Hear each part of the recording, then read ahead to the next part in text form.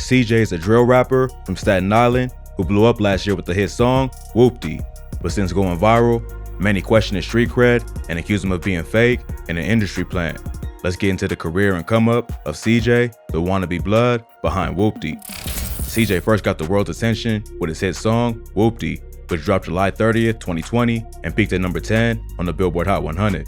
The track instantly blew up thanks to the hard-hitting beat and viral music video, which showed CJ and his homies posted on the block, rocking red rags and shouting the catchphrase, "WHOOPTY, a blood greeting call." The beat to WHOOPTY featured a sample from the Indian song Sanam Re. This same sample was famously used in the beat for Exposing Me by Mimo 600 and King Von, which was also remixed by drill rappers like FBG Duck, Ruga, and 22Gs.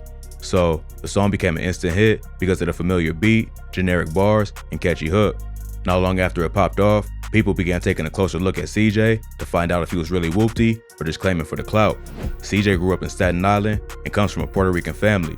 He started rapping as a hobby when he was 9, but took it more seriously at 14 when he started dropping tracks on SoundCloud and YouTube. He had a few tracks on SoundCloud before blowing up with WHOOPTY, including a song with the OG Fake Blood 6ix9ine called Pop. But none of these tracks made much of an impact online or even in New York City. He self-released the track WHOOPTY in July 2020 using the beat he found on YouTube and became an overnight success. He later signed to Warner Records and Cruise Control Entertainment. But here's where the accusations of CJ being an industry plant first started. The CEO of Cruise Control Entertainment, James Cruz, is also CJ's uncle. CJ said multiple labels reached out to him, but Warner offered the best situation, probably because he had family members in high positions at the company. His uncle James Cruz is a music mogul who has deep connections in the industry. He worked for Reebok in the 90s before making the transition into music and working for Bad Boy. Cruz got close to Puffy and ended up running his entire organization. He worked with Combs Enterprises for almost 10 years before leaving to start his own Latin-focused music marketing firm. So, CJ seemed like the perfect project for his uncle James, who was looking for the next big Latin star to take over New York. At first, CJ had a more melodic, auto-tune heavy approach to rapping, but this ain't attract much attention. CJ just wanted the clout, and he wasn't trying to spend the next decade grinding in the music industry to make a name for himself. So, he took notes from 6ix9ine's playbook and started making aggressive drill tracks, flaunting his alleged gang ties. To his credit, it worked, and WHOOPTY was one of the biggest songs in New York in the summer of 2020. The track went viral on TikTok too, which boosted its popularity. Plus, it got a major push on radio and other outlets thanks to the ties from his uncle James. So overnight, CJ went from an unknown rapper to one of the biggest up-and-coming stars in New York. But all the attention also brought questions from fans about who this new rapper was, as well as the gang he was from. He's clearly claiming blood from the bandanas and the use of the term WHOOPTY, but the lyrics to the song are pretty basic and don't say what borough or what set he's from. This is when rumors went around that CJ ain't really who he claimed to be and was just another clout-chasing rapper using gangs to blow up in the music industry. WHOOPTY's not a phrase that CJ made up. It's a common word used in the Bronx by the Bloodhound Brim. CJ crossed the line when he did an interview with Genius where he claimed credit for the word WHOOPTY. He said that it was a term he invented and used with his homies. He even went as far as filing a trademark for the phrase so no one else could use it for commercial purposes. This upset the Bloodhound Brims, who had been using the word for years and wanted proper credit for creating it.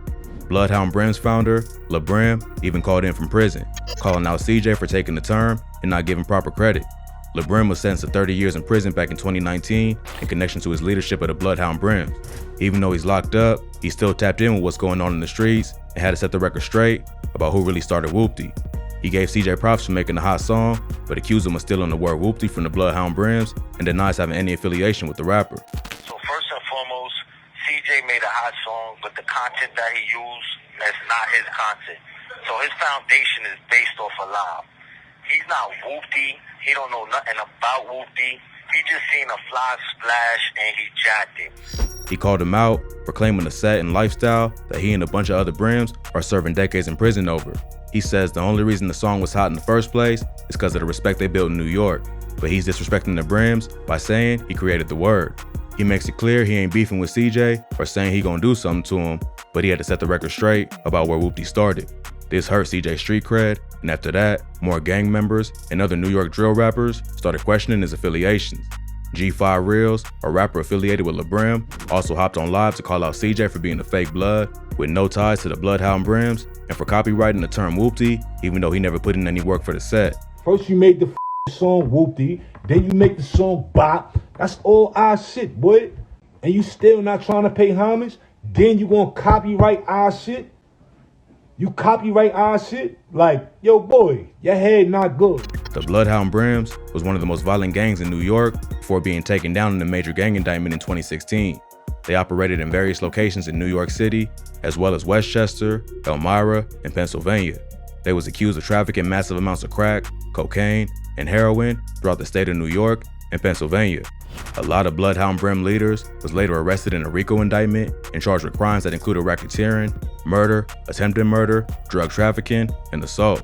The Brim started in Los Angeles, but later branched out to New York in the early 90s. Like most blood sets in NYC, the Brim started in prison at Rikers Island and then spread out to the streets later on. There's multiple Brim sets in New York that make up what they call the Blood Brim Army. During the height of their rise, the Brims was behind a lot of wild crimes that eventually led to their downfall. In 2012, LaBrim and another Blood member named Don P got arrested for a shootout at a chicken spot in the Bronx where they allegedly fired at Opps with an AK-47. LaBrim was later found guilty of attempted murder for the crime, which was one of the events that led to his 30-year sentence. In 2014, a Brim leader named Kevin Melton made headlines after kidnapping the father of one of the prosecutors who was responsible for locking him up for life. Melton got hit with life in prison for ordering a hit on someone in 2011. To get revenge, Melton went after one of the prosecutors who was responsible for convicting him. He set it all up using a cell phone he snuck into jail and ordered 5 members to kidnap the prosecutor, but they ended up going to the wrong address and instead kidnapped her father, Frank Jansen. The gang kidnapped Jansen from his crib in Atlanta, then called his wife and told her they was gonna torture and kill her husband if she ain't followed their demands.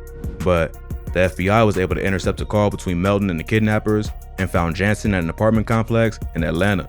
So the Brims was responsible for a wave of terror, not just in New York, but all over the country. This eventually led to the indictment that took down many high-ranking members of the gang, including LaBrim. But even with most of their leaders locked up, the Bloodhound Brims are still well respected in New York.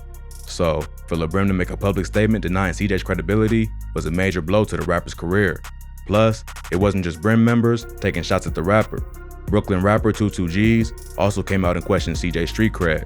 In January 2021, 22G's tagged CJ on Instagram saying, @RealCJ giving me 6ix9ine vibes and boy from Staten Island, the safest borough in NYC. He also dropped a WHOOPTY remix called Goofy, where he took shots at CJ calling him a groupie who was just jacking the Brooklyn drill sound to make himself more popular. In interviews, 22G's made it clear that it wasn't real beef, but he had to address the situation because CJ ain't give respect to the originators of the sound that made him famous. CJ responded to 22G's with the track Hit Up, where he don't just diss the rapper, but take shots at his entire gang, the Gangsta Disciples. On the track, he raps, "I catch a blicky, man down in my city," referring to 22G's Blicky gang. And in the video, he's seen throwing up GDK, which means Gangsta Disciple Killer, the gang that 22G's is from. So not only is CJ starting beef with another rapper, he wants smoke with one of the biggest gangs in America too.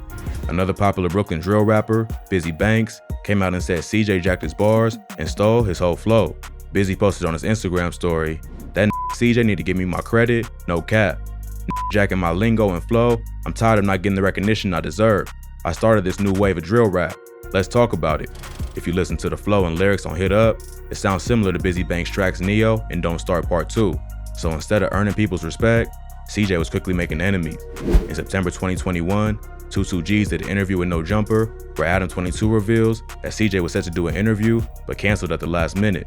The reason he canceled was because the person in charge of their social media posted something about the beef between him and CJ. So CJ got in his feelings and canceled the whole interview. We had an interview booked with CJ. Or And then somebody on the social media team, they posted up WHOOPTY. 22G's dissing CJ. They just posted about it because it's notable, it's news, you know, we're paying attention. We were all talking about it in the group chat, so they posted it. CJ interview canceled. This was another L for the Staten Island rapper.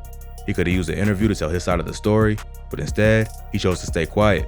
CJ never really addressed the accusations that he's false claiming and stealing another rapper's style and flow.